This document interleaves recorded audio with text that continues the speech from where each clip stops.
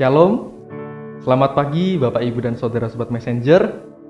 Saya menyapa Bapak Ibu dan Saudara sekalian dimanapun berada. Mari kita bersyukur karena pada pagi hari ini kita masih memperoleh kesempatan untuk bangun tidur. Semoga kita semua berada di dalam keadaan yang sehat. Mari kita memulai aktivitas kita pada hari ini dengan sebelumnya mendengarkan firman Tuhan. Mari kita bersama-sama berdoa. Tuhan Yesus, kami bersyukur ya Tuhan atas penyertaan yang telah Engkau limpahkan kepada kami Tuhan. Kami bersyukur karena pada pagi hari ini kami dapat kembali lagi dibangunkan dengan tubuh yang sehat. Kami dapat memulai aktivitas kami pada hari ini Tuhan. Tuhan Yesus, sebelum itu kami rindu ya Tuhan untuk mendengarkan firman-Mu di dalam kehidupan kami. Siapkan hati kami Tuhan, siapkan pikiran kami, hingga kami dapat sungguh-sungguh siap menerima firman-Mu dan dapat mengerti dan memahami firman-Mu. Ajaran kami juga ya Tuhan, supaya kami dapat terus melakukan kehendak-Mu di tengah kehidupan kami. Demikianlah ya Tuhan, berdoa kami yang kami panjatkan hanya ke dalam tangan kuasa-Mu. Haleluya, amin. Bapak, Ibu, dan Saudara Sobat Messenger, suatu hal yang spektakuler tentu saja menarik perhatian kita. Tidak peduli apakah kita masih anak-anak, remaja, pemuda, dewasa, atau bahkan orang tua. Tentu saja itu akan menarik perhatian orang banyak. Namun yang menjadi pertanyaan yang patut kita renungkan adalah apakah ketertarikan kita kepada hal-hal yang spektakuler itu berpengaruh di dalam kehidupan beriman kita? Apakah selama kita percaya kepada Tuhan Yesus, apakah kita mengharapkan hal-hal spektakuler terjadi di tengah kehidupan kita? Lalu, bagaimana apabila kita menderita suatu penyakit, namun penyakit itu tidak kunjung sembuh? Atau apabila kita berada di dalam masalah, berada di dalam persoalan, namun masalah ini juga tidak kunjung selesai? Masihkah kita mau percaya kepada Tuhan Yesus? Pertanyaan ini sejatinya mengingatkan kita bahwa masih banyak sekali orang Kristen, banyak sekali orang percaya yang mengharapkan datangnya hal-hal yang spektakuler di tengah kehidupannya. Apakah hal ini salah? Tidak juga. Akan tetapi, apabila kita hanya mendasarkan iman percaya kita, hanya mendasarkan percaya kita kepada Tuhan Yesus di dalam hal-hal yang spektakuler, di dalam tanda-tanda, di dalam mukjizat, maka kita akan mudah kecewa. Kita akan mudah sakit hati apabila keinginan kita itu tidak terwujud. Oleh sebab itu, mari kita bersama-sama belajar mengenai kedewasaan di dalam kita beriman dan di dalam kita percaya pada Yesus.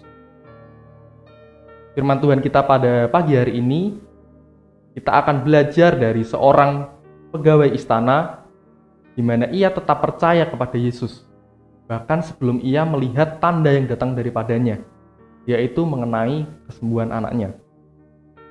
Mari kita bersama-sama membuka Alkitab kita di dalam Injil Yohanes, pasalnya yang keempat, ayatnya yang ke-46 hingga ayatnya yang ke-53. Injil Yohanes, pasalnya yang keempat, ayatnya yang ke-46 hingga ayatnya yang ke-53. Lembaga Alkitab Indonesia memberikan judul perikop, Yesus menyembuhkan anak pegawai istana. Demikianlah firman Tuhan. Maka Yesus kembali lagi ke Kana di Galilea, di mana ia membuat air menjadi anggur, dan di Kapernaum ada seorang pegawai istana, anaknya sedang sakit. Ketika ia mendengar bahwa Yesus telah datang dari Yudea ke Galilea, pergilah ia kepadanya, lalu meminta supaya ia datang dan menyembuhkan anaknya, sebab anaknya itu hampir mati. Maka kata Yesus kepadanya, "Jika kamu tidak melihat tanda dan mukjizat, kamu tidak percaya." Pegawai istana itu berkata kepadanya, "Tuhan, datanglah sebelum anakku mati." Kata Yesus kepadanya, "Pergilah, anakmu hidup." Orang itu percaya akan perkataan yang dikatakan Yesus kepadanya. Ia lalu pergi. Ketika ia masih di tengah jalan, hamba-hambanya telah datang kepadanya dengan kabar bahwa anaknya hidup. Ia bertanya kepada mereka, "Pukul berapa anak itu mulai sembuh?" Jawab mereka, "Kemarin siang pukul 1 demamnya hilang." Maka teringatlah ayah itu bahwa pada saat itulah Yesus berkata kepadanya, "Anakmu hidup." Lalu ia pun percaya, ia dan seluruh keluarganya. Amin. Bapak, Ibu, dan Saudara Sobat Messenger, kisah kesembuhan dari seorang anak pegawai istana ini merupakan kelanjutan dari kisah mujizat yang pertama kali dilakukan oleh Tuhan Yesus, yaitu kisah mengubah air menjadi anggur yang dilakukan di dalam pesta perkawinan di Kana. Selesai dari Kana, Tuhan Yesus kemudian melanjutkan perjalanannya menuju ke Yudea. Akan tetapi di sana Tuhan Yesus mengalami penolakan, sehingga ia pun kembali lagi ke Kana di Galilea. Berbeda dengan di Yudea, ketika Tuhan Yesus datang ke Kana, ia mendapatkan banyak sambutan yang baik, banyak sambutan yang hangat dari orang-orang di sana. Karena orang-orang di sana telah melihat secara langsung tanda dan mujizat yang telah dilakukan oleh Tuhan. Oleh sebab itu, maka tidak mengherankan apabila banyak dari mereka memiliki ketertarikan dengan Tuhan Yesus, karena mereka telah melihat tanda dan mujizat yang dilakukan oleh Dia.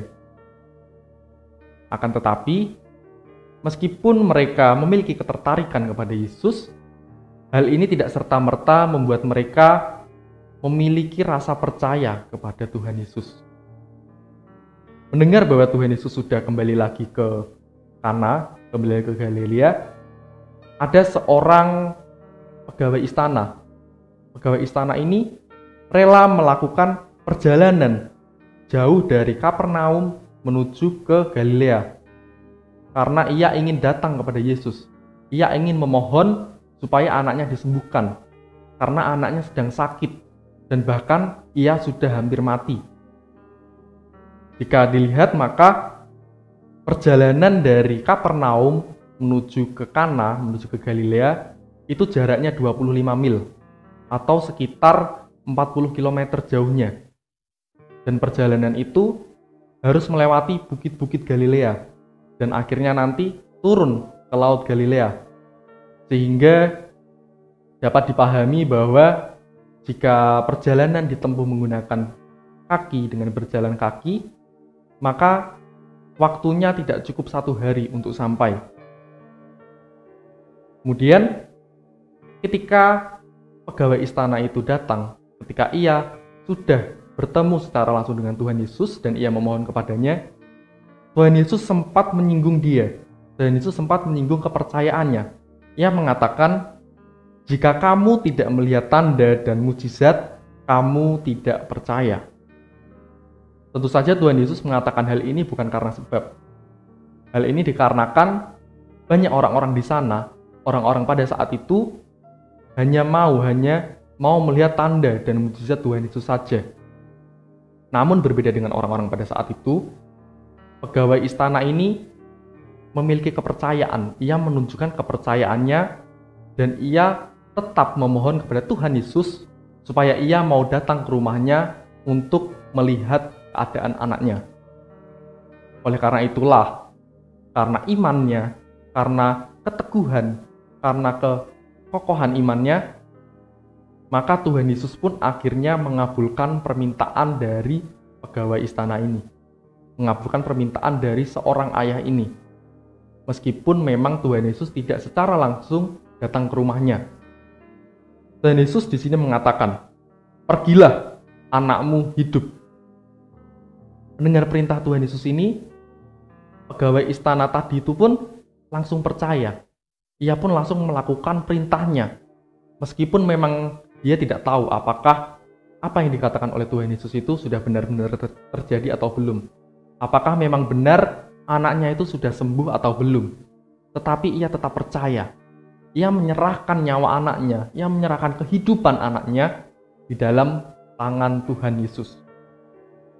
Kemudian di dalam perjalanannya pulang, imannya pun semakin dikuatkan. Imannya pun dibuktikan dengan para hambanya yang menghampirinya.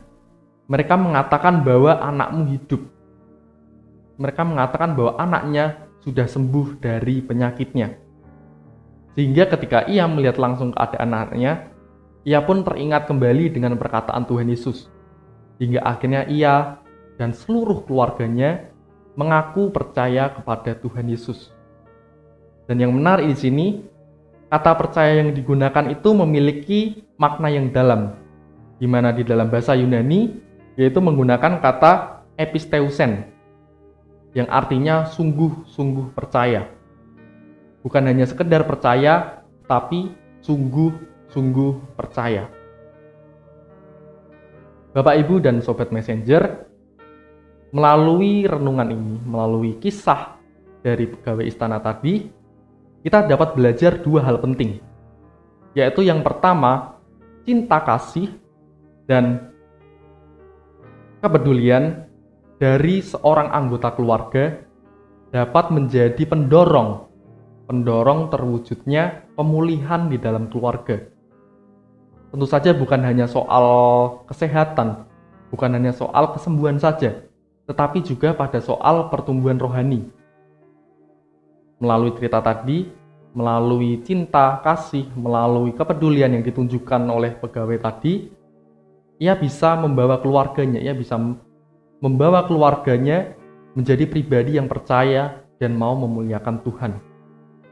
Kemudian yang kedua, kita belajar dari pegawai tadi bahwa iman percaya kita, bahwa kita jangan hanya mendasarkan rasa percaya kita di dalam hal-hal yang spektakuler. Jangan hanya berharap kepada tanda atau mukjizat yang terjadi di tengah kehidupan kita. Akan tetapi, percaya itu harus kita dasarkan dengan kita menyerahkan diri kita sepenuhnya kepada Tuhan. Kita menyerahkan semuanya dengan kendali Tuhan. Oleh sebab itu, maka kita tidak akan kecewa ketika keinginan kita tidak terwujud. Selain itu pun, percaya kita juga harus disertai dengan ketaatan. Ketaatan akan perintah Tuhan. Seperti yang telah dilakukan oleh pegawai istana tadi. Ia percaya, ia menaati perintah dari Tuhan supaya ia pulang ke rumah, padahal ia belum tahu apakah anaknya sudah sembuh atau belum.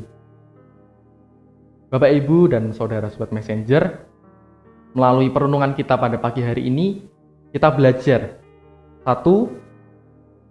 Mengenal dan mengetahui kasih Bapa kepada anaknya, yang diwujudkan dari usahanya mewujudkan kesembuhan anaknya. 2.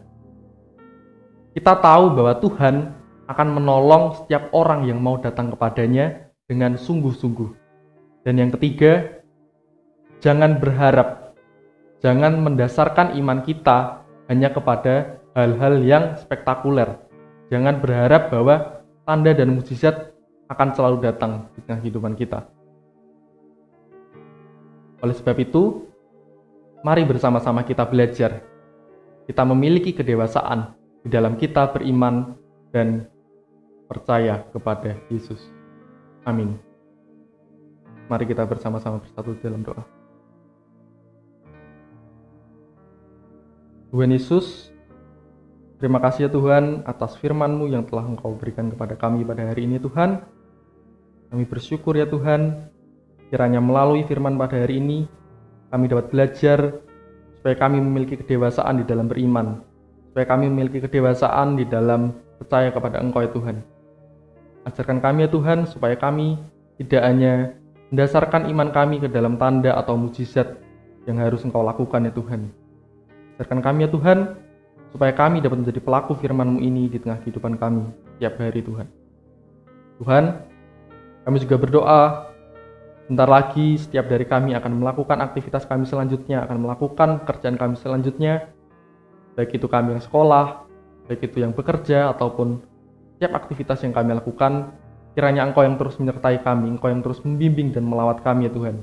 Kiranya apa yang kami lakukan dapat terus menjadi berkat bagi orang-orang di sekitar kami. Demikianlah ya Tuhan, seluruh doa yang kami panjatkan hanya di dalam tangan kuasa-Mu.